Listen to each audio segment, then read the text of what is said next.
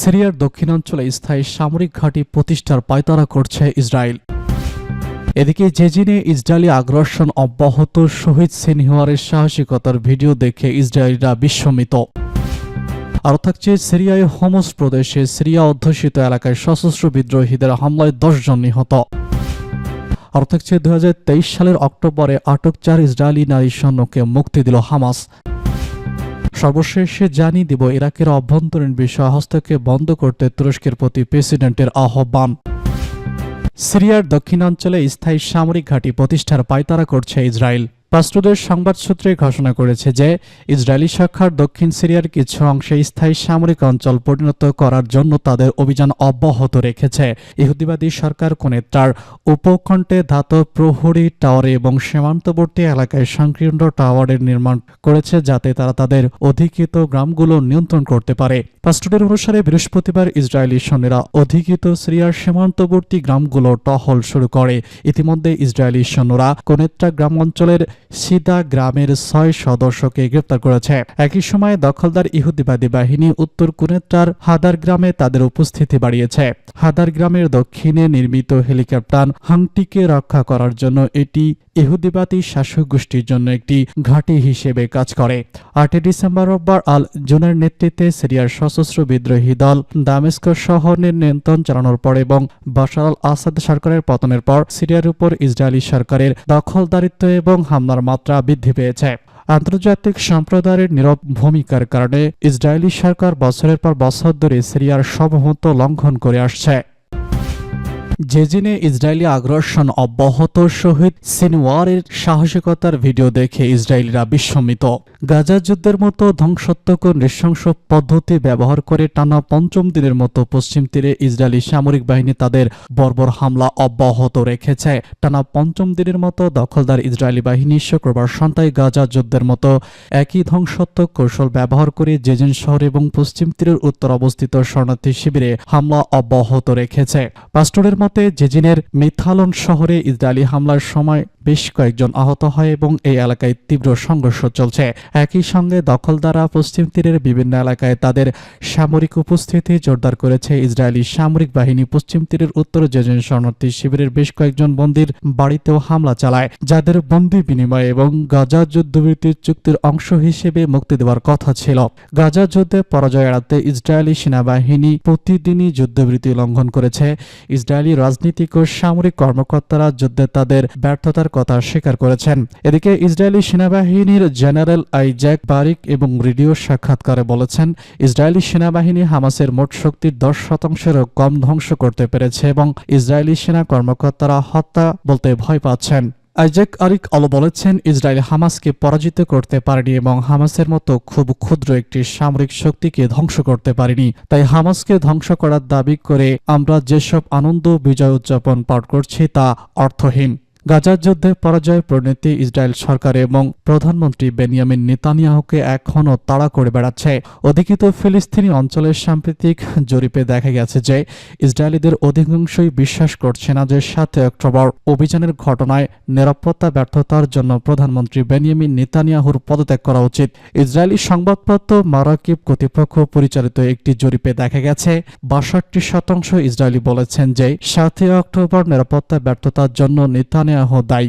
ইহুদিবাদী সরকারের ওপর যুদ্ধের পরাজয়ের ছায়া যখন ঘনীভূত তখন আল জাজিরার তথ্যচিত্রের শহীদ সিনওয়ারের সাহসিকতা প্রবেশের পর ইসরায়েলি মিডিয়াকে বিস্ময় সৃষ্টি করেছে। আল জাজিরার ওই প্রতিবেদন প্রকাশের প্রক্রিয়ায় ইসরায়েলি টিভি চ্যানেল 12 ঘোষণা করেছে এই তথ্যচিত্রটি ব্লগ সাইটটিতে তেল আবিবের গোয়েন্দা ব্যর্থতার বিষয়টি প্রমাণিত হয়েছে। ইসরায়েলি টিভি চ্যানেল আরও জানিয়েছে আল জাজিরার পরিচালিত একটি তদন্তে এমন তথ্য প্রকাশ পেয়েছে যা থেকে প্রমাণ হয়ে যায় যে 7 অক্টোবর ইসরায়েলে আল আকসা তুফান অভিযানের আগে হামাসের কাছে প্রয়োজনীয় তথ্য এবং ডিভাইস ছিল। প্রতিবেদন জোর দিয়ে বলা হয়েছে যে আল জাজিরার প্রকাশিত ওই তথ্য প্রমাণ থেকে আগাম হামলা প্রতিরোধে ইসরায়েলের নিরাপত্তা ব্যর্থতার দুর্বলতা এবং অক্ষমতা ফুটে উঠেছে। ইসরায়েলের এই টিভি চ্যানেল প্রতিবেদন অনুসারে আল জাজিরার তদন্তে রাফার আল গোতান এলাকায় গোপনে যুদ্ধ পরিচালনার প্রশিক্ষণের সময় ইয়াহিয়া সিনওয়ারের গতিবিধি দেখা গেছে। ইহুদিবাদী গণমাধ্যম আরও জানিয়েছে, আল জাজিরা তথ্যচিত্রে দেখা গেছে যে সিনওয়ার রাফার একটি বাড়িতে মানচিত্র পর্যালোচনা করেছিলেন, যেখানে আগে সেনাবাহিনী কাজ করত।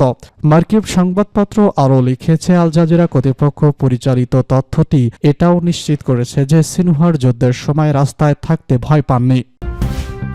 সিরিয়ায় হোমস প্রদেশে সিয়া অধ্যুষিত এলাকায় সশস্ত্র বিদ্রোহীদের হামলায় 10 জন নিহত। হোমস প্রদেশে সিরিয়ার জনগণের উপর গোলানি সরকারের সঙ্গে সম্পৃক্ত সশস্ত্র গোষ্ঠীগুলোর হামলায় কমপক্ষে 10 জন শিয়া মুসলিম শহীদ হয়েছেন।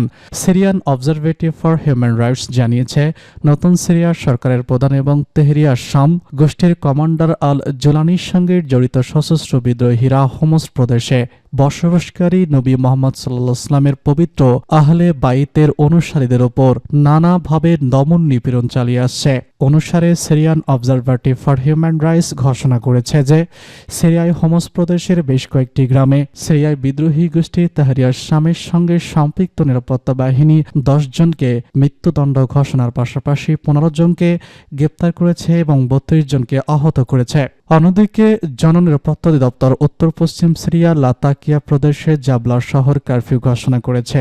প্রতিবেদনে বলা হয়েছে যে সাম্প্রতিক দিনগুলোতে এই শহরটিতে সন্ত্রাসী গোষ্ঠী তেহরিয়া শামের সঙ্গে যুক্ত ব্যক্তি এবং গোষ্ঠীগুলোর মধ্যে সংঘর্ষের ঘটনা ঘটেছে। সিরিয়ার সশস্ত্র বিদ্রোহী গোষ্ঠী বাশার আল আসাদ সরকারকে ক্ষমতা থেকে উৎখাত করার লক্ষ্যে 2024 সালের 27 নভেম্বর সকালে উত্তর সিরিয়ায় তাদের অভিযান শুরু করে। অবশেষে 11 দিন পর তারা রাজনৈতিক দামেস্কের উপর নিজেদের নিয়ন্ত্রণ ঘোষণা করে। 2023 সালের অক্টোবরে আটক 4 ইসরায়েলি নারী সৈন্যকে মুক্তি দিল হামাস। গাজার কার্যত যুদ্ধবিরতি ও বন্দি বিনিময় চুক্তি অনুযায়ী আরও 4 ইসরায়েলি নারী সেনাকে মুক্তি দিয়েছে ফিলিস্তিনের ইসলামী প্রতিরোধ আন্দোলন হামাস। আজ দুপুরে গাজা শহরের ফিলিস্তিন চত্বরে তৈরি করা মঞ্চে এই 4 নারী সেনাকে বিদায় জানানো হয়। সেখানে হামাস ইসলামিক জিহাদের কয়েকজন ডজন যোদ্ধার উপস্থিতিতে তাদেরকে রেড ক্রসের কাছে হস্তান্তর করা হয়। এ সময় তাদের হাস্যোজ্জ্বল ও হাত নাড়িয়ে আনন্দ প্রকাশ করতে দেখা যায়। মুক্তিপ্রাপ্ত 4 নারী সেনাদের প্রত্যেকে একটি করে ব্যাগ বহন করে, যেখানে হিব্রু ভাষায় ইহুদিবাদ জয়লাভ করবে না লেখা একটি বার্তা সুসজ্জিতভাবে লেখা ছিল। 2023 সালের 7 অক্টোবর হামাস যোদ্ধারা গাজার সীমান্তের কাছে ইসরায়েলি একটি সামরিক ঘাঁটি ধ্বংস করেন। পরে সেখান থেকে ইসরায়েলি এই 4 নারীকে আটক করে গাজায় নিয়ে যাওয়া হয়। ফরাসি বার্তা সংস্থা এফপি বলছে, গাজায় হামাসের হাত থেকে মুক্তি পাওয়া 4 ইসরায়েলি সেনা ইসরায়েল ভূখণ্ডে প্রবেশ করেছে। এই তথ্য ইসরায়েলি সেনাবাহিনী নিশ্চিত করেছে। এই 4 বন্দীর মুক্তির বিনিময়ে আজই 200 ফিলিস্তিনি বন্দীকে মুক্তি দিয়েছে ইসরায়েল। মুক্তিপ্রাপ্ত 200 ফিলিস্তিনের মধ্যে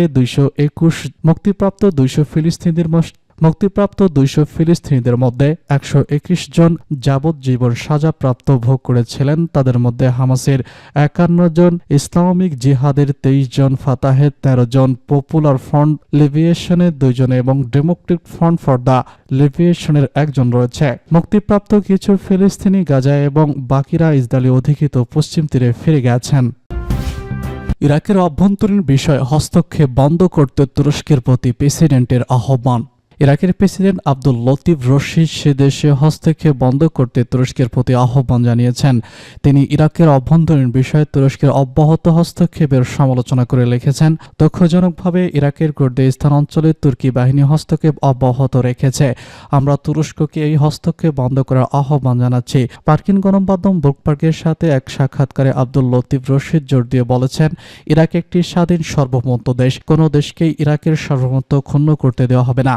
তুরস্ক দীর্ঘদিন ধরে ইরাকের সন্ত্রাসী তালিকায় থাকা Kurdistan workers party of turkey বা পিকেকে সদস্যদের বিরুদ্ধে লড়াইয়ের অজুহাতে ইরাকের সার্বভৌমত্ব লঙ্ঘন করে আসছে। ইরাক সরকার বারবার উত্তর ইরাকে তুর্কি বাহিনীর সামরিক আক্রমণকে দখলদারিত্বের দৃষ্টান্ত হিসেবে অভিহিত করেছে। ইরানি প্রেসিডেন্ট সাক্ষাৎকারে ইরানকে ইরাকের জন্য একটি মহান ও গুরুত্বপূর্ণ বিদেশি হিসেবে বর্ণনা করে বলেছেন, বাগদাদ এবং তেহরানের মধ্যে সম্পূর্ণ বন্ধুত্বপূর্ণ। ইরান ও ইরাকের জনগণ সামাজিক, ধর্মীয় এমনকি পরিবারগতভাবেও পরস্পরের সঙ্গে যুক্ত।